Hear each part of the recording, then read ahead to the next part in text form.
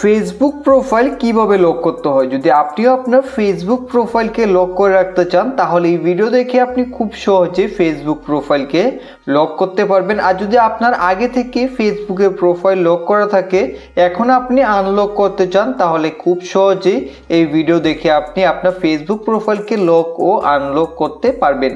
তাহলে কিভাবে Facebook প্রোফাইলকে lock বা আনলক করতে হয় তা জানার জন্য এই ভিডিওটিকে স্কিপ না করে শেষ পর্যন্ত দেখুন। তো চলুন এখন আমরা দেখে নিই। তো এর জন্য সবার প্রথমে আপনাকে ফেসবুক অ্যাপ্লিকেশনটাকে ওপেন করতে হবে। তো ফেসবুককে ওপেন করার পর এখন এখান থেকে আপনারা থ্রি লাইনে ক্লিক করে দেবেন। থ্রি লাইনে ক্লিক করার পর এখন এখানে আপনার ফেসবুকের প্রোফাইল দেখতে পাবেন, তার উপরে ক্লিক করবেন। এখানে ক্লিক করে এখন বন্ধুরা এখান থেকে আপনারা থ্রি ডটে ক্লিক করে দেবেন। এখান থেকে থ্রি ডটে ক্লিক করলেই আপনি দেখতে পাবেন লক প্রোফাইল। এখান থেকে আপনারা এই লক প্রোফাইলে ক্লিক করে দেবেন। তারপর এখান থেকে সুইচে ক্লিক করে দেবেন। ক্লিক করে দিলেই আপনি দেখতে পাবেন আপনার ফেসবুকের প্রোফাইল লক হয়ে গেছে।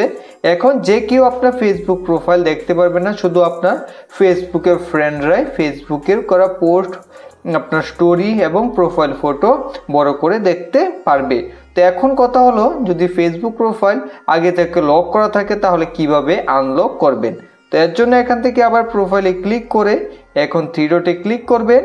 থ্রি ডটে ক্লিক করার পর এখান থেকে আনলক প্রোফাইলে ক্লিক করবেন। এখন এখান থেকে আপনি সুইচ ব্যাকে ক্লিক করে দেবেন।